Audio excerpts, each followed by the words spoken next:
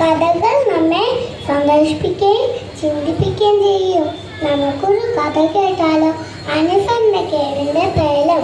മുറ്റത്തെ മാവിൻ മുമ്പിലാണ് കുഞ്ഞിത്തത്തയുടെ താമസം. ചുവന്ന കൊക്കും പച്ചപ്പൊടൊരു കൊച്ചു സുന്ദരി. നേരം പുലർന്നാൽ കുഞ്ഞിത്തത്തയെ കൂട്ടിൽ തനിച്ചാക്കി അമ്മ തത്ത ഇരുതേടി പോകും.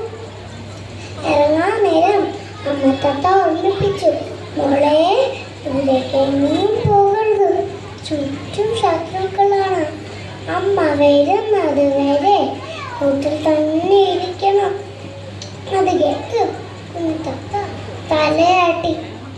അമ്മ പോയ തക്കം നോക്കി കുഞ്ഞിത്തത്ത കൂട്ടിൽ നിന്ന് മുറ്റത്തേക്ക് ഇറങ്ങി. ചുറ്റും നോക്കി, ആരുമില്ല. കുഞ്ഞിത്തത്ത ഗമയോടെ നടക്കാൻ തുടങ്ങി.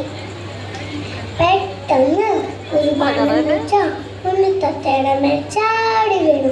ഹായ് കുഞ്ഞിത്തത്തയെ കിട്ടി, ഹായ് കുഞ്ഞിത്തത്തയെ കിട്ടി. ബാണ്ടൻ പൂച്ച സന്തോഷത്തോടെ വിളിച്ചു പറഞ്ഞു. അതാ ദൂരെ നിന്നും കുഞ്ഞിത്തത്തയുടെ അമ്മ പറന്നു വന്ന് ബാണ്ടൻ പൂച്ചയുടെ തല ആനിക്കുത്തി. വേദന കൊണ്ട് പൊള്ളുന്ന ബാണ്ടൻ പൂച്ച കുഞ്ഞിത്തത്തയെ വിട്ടിട്ട് ദൂരേക്ക് പോയി.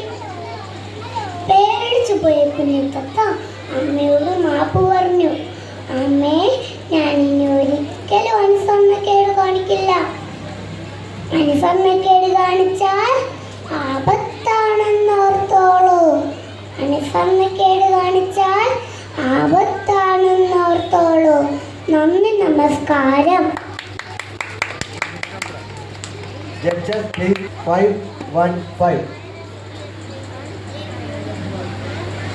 Please note 1 5 1